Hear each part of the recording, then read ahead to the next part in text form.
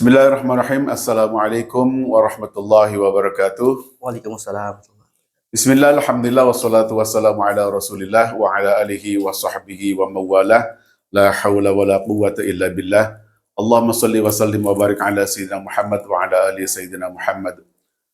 Alhamdulillah kita bisa berjumpa lagi dalam sesi tanya jawab atau dialog dengan para ustadz, para asatir yang bisa mengisi di acara atau di program Subulus Salam. Kebetulan pada hari ini kita bersama Ustadz Ihsan Ansori MA yang kebetulan sedang mengisi kajian di Subulus Salam dan kita manfaatkan untuk mengisi podcast kita. Dan seperti biasa, para hadirin atau ma'asyiral muslimin dimanapun, marilah kita sama-sama membesarkan atau mengembangkan channel yang kita baru buat ini, channel Cahaya Subulus Salam dengan tagline menerangi, mencerahkan. Dan alhamdulillah kita pada saat ini atau pagi ini, Ustadz, apa kabar Ustadz? Alhamdulillah, Ustadz. Alhamdulillah. Ya Ustadz. Jadi hari ini kita ingin mencoba untuk menginsight ya tadi yang bahan atau yang sempat disinggung dalam kajian tadi, yaitu tentang teknis untuk bisa bersuci, dalam hal ini berwudu dan bertayamum.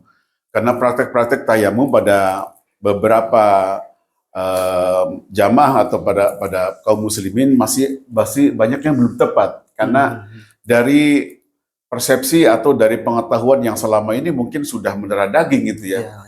Di dalam prakteknya. Untuk itu kami mohon Ustadz untuk bisa memberikan penjelasan sehingga kita bisa tercerahkan. Terima kasih. Tafadhol masyaallah Ustadz. Ya. Bismillahirrahmanirrahim. Alhamdulillah wassalatu wassalamu ala Rasulillah wa ala alihi wa sahbihi wa mawalah wa ba'd. Baik, tadi kebetulan ya kajian ada yang nanya tentang wudu dan tayamum. Ya.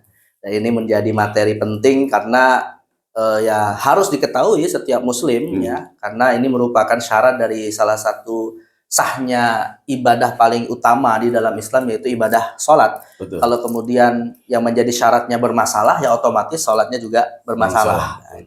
Nah, memang ada beberapa Saiful yang di antara masyarakat kita itu mungkin pemahaman yang sudah bisa dikatakan salah kaprah lah ya gitu ya. Betul. Terkait dengan praktek wudu atau tayamum, mungkin khususnya kalau kita ambil satu kasus misalnya dalam konteks jamaah umroh atau jamaah haji gitu ya, yang memang sih di satu sisi mendapatkan keringanan sebagai musafir ya dalam berbagai ibadahnya, tetapi kan yang namanya keringanan itu juga harus ada landasan syariatnya. Nggak bisa hanya menggunakan prasangka, praduga, nggak pakai ilmu, itu kan nggak boleh. Nah, salah satunya adalah ketika misalnya banyak orang mengira yang namanya musafir itu otomatis boleh tayamum. Padahal masih memungkinkan untuk mendapatkan air, gitu kan. Betul. Apalagi di zaman sekarang yang air melimpah di mana-mana gitu kan.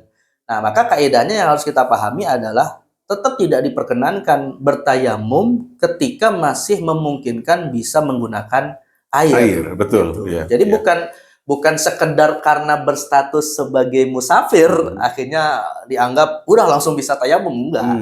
Jadi artinya dalam Al-Qur'an itu kan dikatakan musafir bagaimana yang boleh bertayamum, yaitu falam tajidu ma'an, ketika tidak bisa menemukan air. Nah, berarti kalau masih ada ya tetap harus tetap pakai air. Nah, jadi sekali lagi ini satu perkara ya yang seringkali mungkin banyak orang salah paham, dianggapnya kalau musafir berarti langsung boleh tayamum gitu kan. Satu itu ya.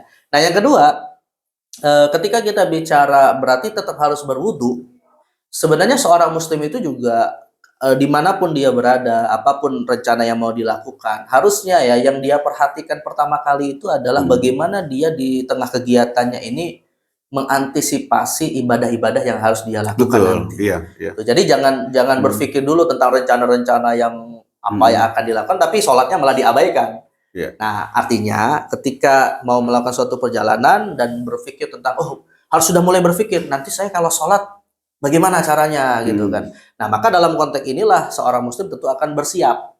Nah, salah satu bentuk persiapannya yang namanya sholat ya menyiapkan air untuk bisa berwudu gitu. Betul. Nah, jadi jangan mengabaikan, makanya kan dalam Al-Quran dikatakan hafidhu ala sholawat, ya, jagalah sholatmu dengan baik gitu kan. Salah satunya terkait dengan ketentuan syaratnya. Betul. Nah, maka dalam konteks misalnya seorang muslim yang akan melakukan suatu kegiatan, perjalanan, atau musafir untuk umroh dan haji misalnya, kalau memang tidak mampu menggunakan air bukan karena tidak memiliki air, tapi mungkin ada suatu kondisi pada tubuhnya yang dokter mengatakan nggak boleh tersentuh air, ya berarti kan nanti dia dapat dispensasi boleh tayamum. Bertayamum, betul. Nah, tayamum ini sama seperti wudhu, mensyaratkan adanya media.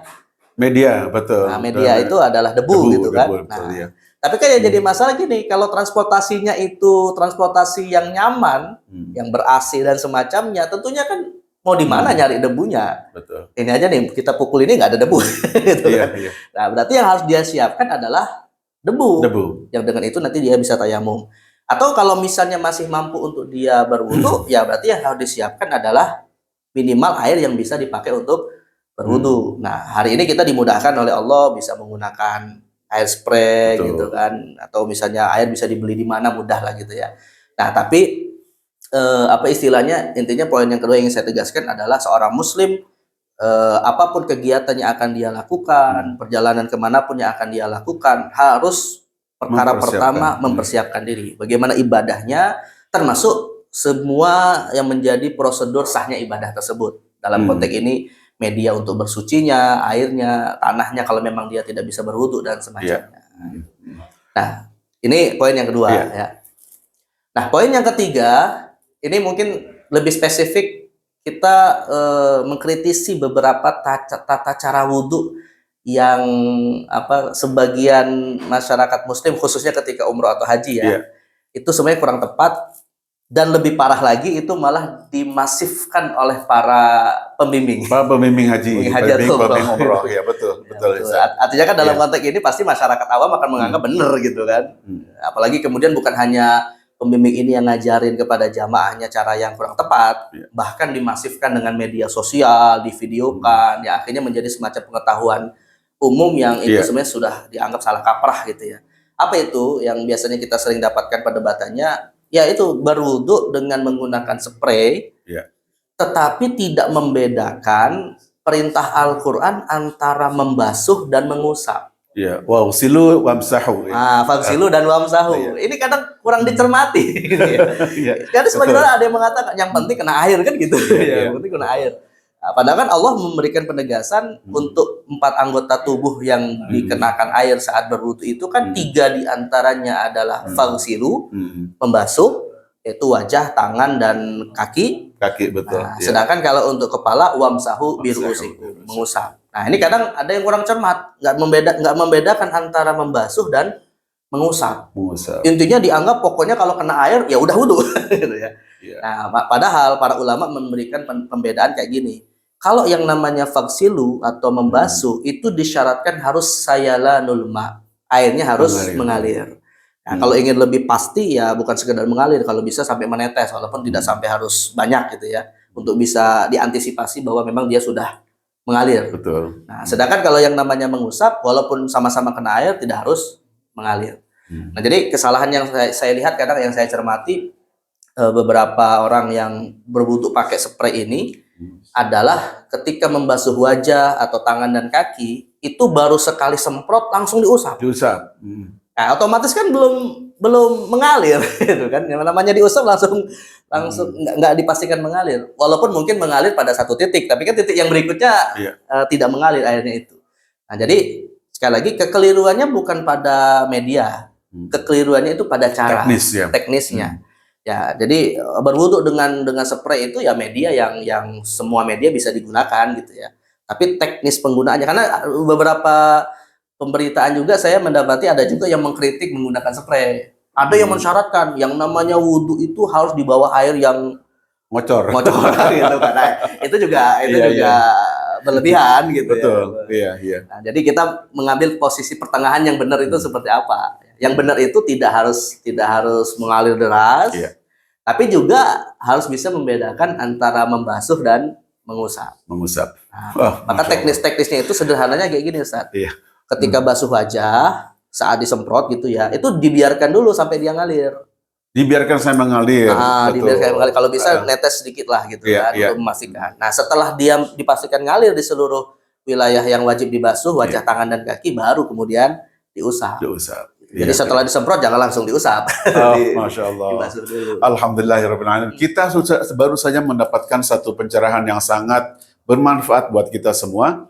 Dan ini mesti kita praktekkan. Dan kita mungkin bisa menasehati atau memberi masukan kepada orang-orang yang masih mempraktekkan secara belum tepat ya. Dan ini sangat bermanfaat dan insya Allah ya sangat tercerahkan. Ya, jadi untuk itu marilah kaum muslimin dan muslimat kita kembali lagi mempersiapkan segala apa-apa yang harus kita persiapkan dalam rangka kita menyempurnakan ibadah kita. Karena sholat adalah suatu kewajiban, maka syarat sahnya sholat juga harus kita penuhi. Mudah-mudahan kita bermanfaat. Assalamualaikum warahmatullahi wabarakatuh. Waalaikumsalam warahmatullahi wabarakatuh.